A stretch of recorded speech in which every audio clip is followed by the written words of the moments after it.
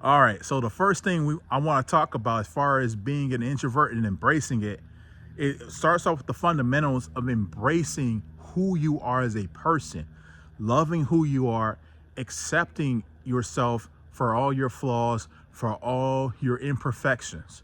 Because once you are able to accept that for who you are, the core of what makes you unique, that is going to be one of the first steps to being able to live your life on your terms.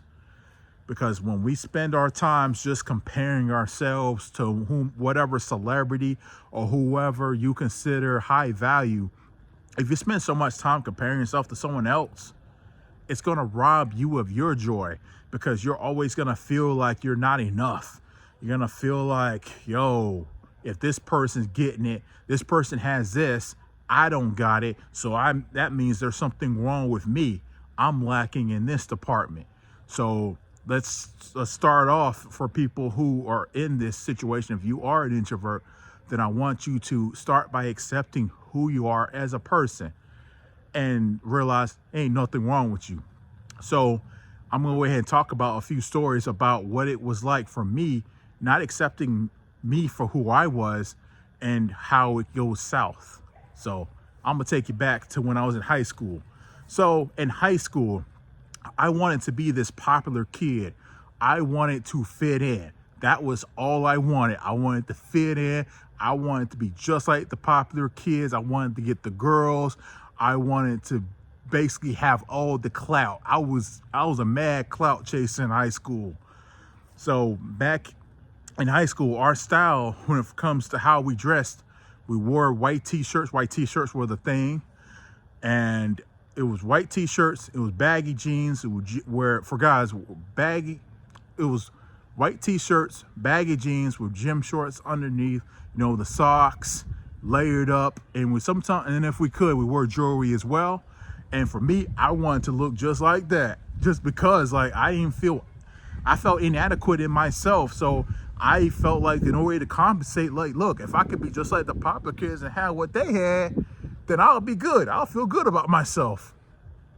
So I will remember bugging my folks where sometimes I might they may buy me a blue t-shirt, or they may buy me some polo shirts. And I'm like, I don't want that. I look like a geek. To me, that's how I felt. I was like, no, you're making me feel like a nerd. I don't want to look like that. I want to look like the popular kids. I want the Jordans too, everything. So I would do certain things, like, for example, I would sag my pants, even though that's not what I did.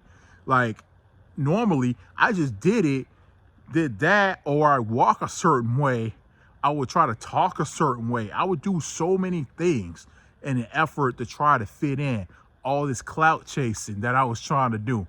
And what did that clout chasing get me? Well, I'll tell you what. The only thing I remember that clout chasing did for me was I got a few yo, G-Bo, what's up, man? I got a few handshakes. That's about it. That's all I got from all that clout chasing, trying to copy, emulate other people. Me, on the other hand, I'm living this fake life, knowing this ain't who I am, but I'm just doing it to try to fit in. So when I went to the high school prom, I didn't have a prom date. So that really hurt my self-confidence, because I'm thinking in myself, yo, why am I going to this prom? I'm just going to be watching all these couples be all happy while I'm just there by myself. This ain't the place for me. So at the prom, they had on the top of the steps, they had where everyone could perform, the couples can dance and whatnot. So I'm watching all the couples having fun, holding hands and everything. Me, I'm nervous because it's going to be my turn. I'm about to be up there by myself. And then for maybe the first 2 minutes in my mind, right when it was my turn, I was like, you know what? The hell with it. I'm going to turn up and have me a good old time. So that's exactly what I did when I was on that stage. I danced, and I remember coming down the stage. I got on the ramp trying to slide down, trying to be fancy. And for me, my night, I thought, all right, I'm doing something. I'm feeling good. And then what happens? As I'm coming down the stage, I get no reaction. Everyone else that went, they went and got claps, applause, and everything. Me, when I go down, nobody is saying anything. There's like no reaction. It's crickets. So I'm already like, yo, I go from like, I'm turned up, I'm happy, and then I'm like, oh man, this is embarrassing. I feel more embarrassed I even went up there. I'm like, why did I do it to myself? And then another instance, this is when I was in my mid-20s, I would pick up cigarettes. Like there was some coworkers that I worked with, and they would, when they had their breaks, they would smoke cigarettes.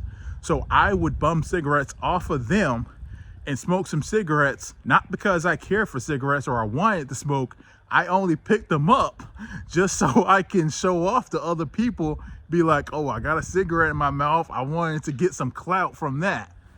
And that only lasted for maybe 2 months. I never bought my own cigarettes. I never got addicted.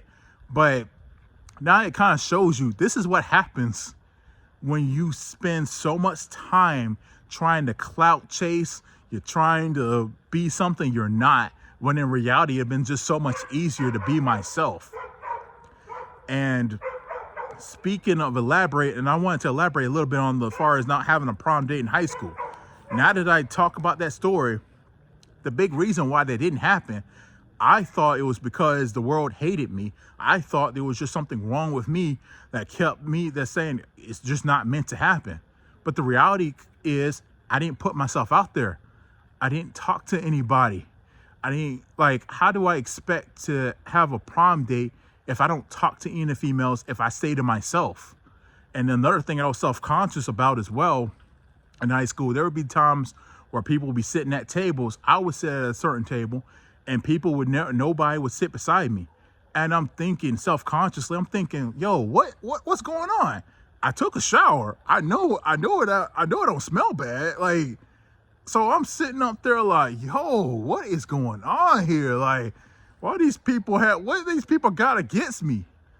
You know?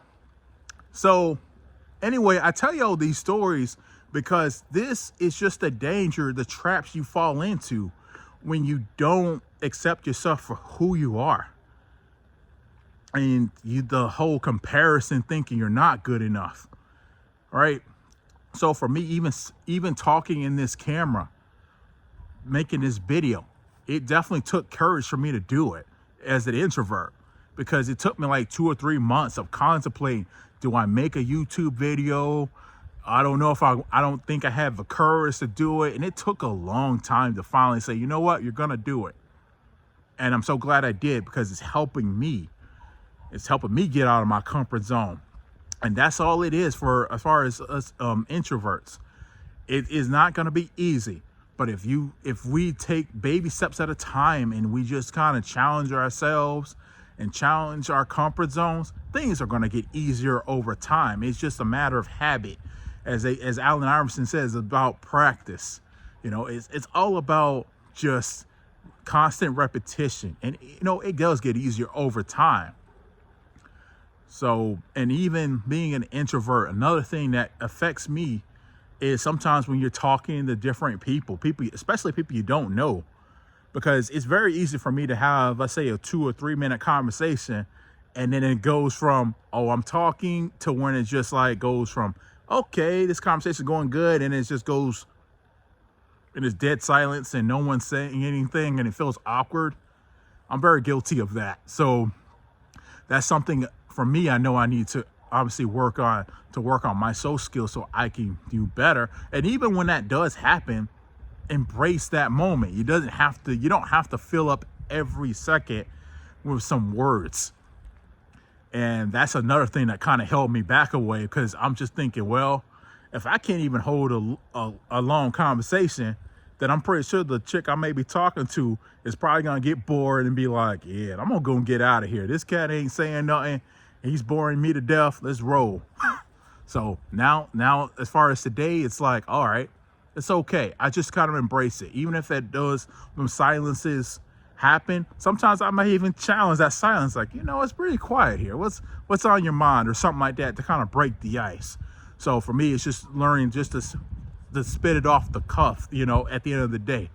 But I really hope that you found value in this video, because being an introvert is not easy, but it doesn't have to be a bad thing. It could be a great thing. We spend more time observing.